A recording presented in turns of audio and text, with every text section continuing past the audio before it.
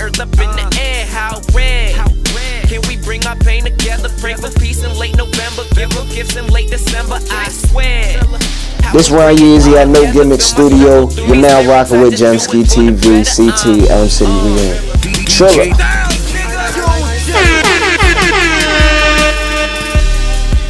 It's your boy Ron Yeezy, repping RCM in a circle here at No Gimmick Studio. Yep, New Wave and CT in the building, Elm City. We've been rapping for about 4 years now, in total. Going on 4 years.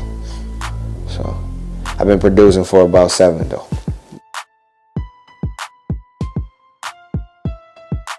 Locally, because I was making beats before I was rapping, so locally, to keep it 100, you know, Phil Blunt started me off about a couple years beforehand. Would have been Mayo, you know, Tone B, all the battle rappers, J Dice, Clyde. Mainstream wise, definitely Wiz. When I was beginning, you know, in the music and everything, just listening to him and knowing him as an unsigned artist and everything he accomplished without a label, and did it all on his own way, and basically kind of forced people to accept him the way he was. So definitely Wiz Khalifa.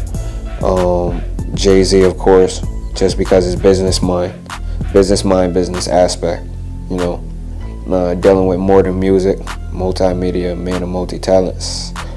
In a way, he stayed relevant in the game, you know, as long as possible, still relevant to this day. It's repetitive. It's very dumbed down and repetitive. In ATL, yeah, in Atlanta. You know, the whole down south music scene is completely different. More slow pace. They don't base their music more or less on lyricism versus party music, you know, keeping up with the trends, setting new trends, stuff like that. It's more or less not traditional rap, basically. Of course, you gotta be influenced. You really don't have a choice, you know, whether you're whatever part of the city, whatever part of, you know, the U.S., wherever you're from, state-wise, everything, coast, regardless where you're at, you have to adapt to the music.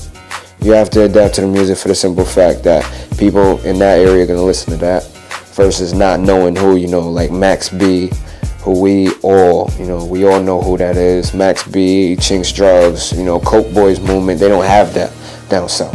That's not what they want to listen to. So you gotta run with the time. We're in competition with New York, as, you know, music capital.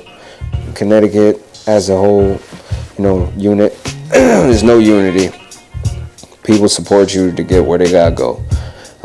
Best bet is, you know, to get out of state, bring your talent somewhere else.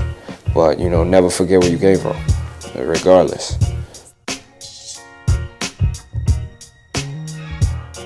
I don't think you have to leave the state to make it.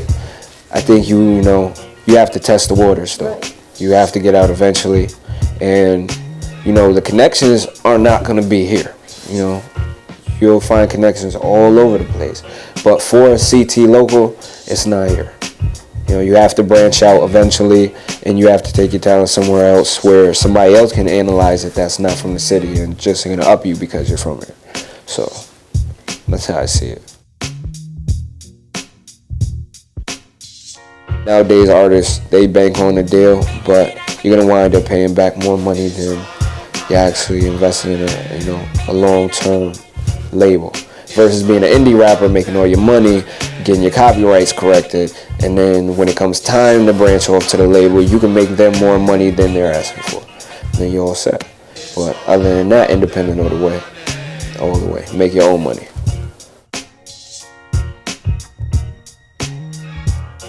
I got it tatted. Everybody says, you know, I'm repping Yale University, but it's not that way.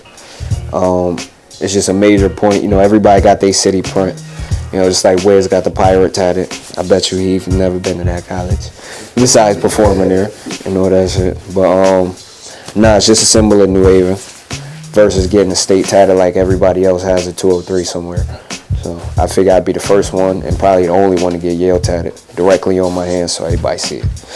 And New Haven on the chest. Can't say I ain't from my city, no matter where I go.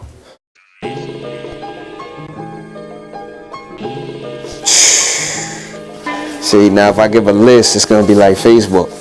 So there's a lot of hot New Haven artists, a lot of hot CT artists, but you know, my favorite personally to listen to would definitely have to be my nigga King L from the 8.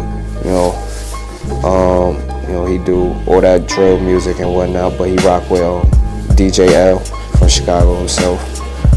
Always Phil, of course. That's who I feel is the best in New Haven. Forgive me. And the next person, you know, I don't really have a specific, but I always play my team. It's always my team in my iPod. So it's real. Mainstream, I don't really listen to mainstream.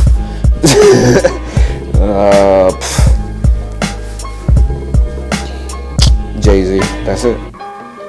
I listen to Jay-Z. I can listen to Jay-Z any time of the day. Everybody else,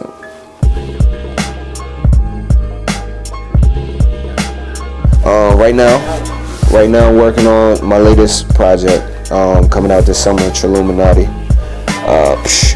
16 tracks of fire. Trying to work on my solo campaign and my last chapter in New Haven before I dip out. You can follow me Instagram, I am Varsity.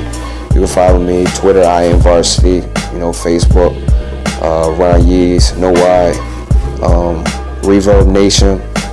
I am Varsity. You can Google me, Ron Yeezy. I'm all over Google. All over Google. We out here. Show-wise, you know, I show tonight. They randomly pop up, so I promote it all through my social network. That's the best bet you're gonna get my show dates online. Social networks. Follow me. I am Varsity on everything.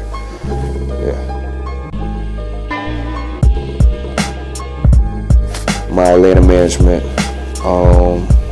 shout out to No Gimmick for letting me come here and do this interview. You know, the whole RCM camp, High Life, DTM, CT, my circle.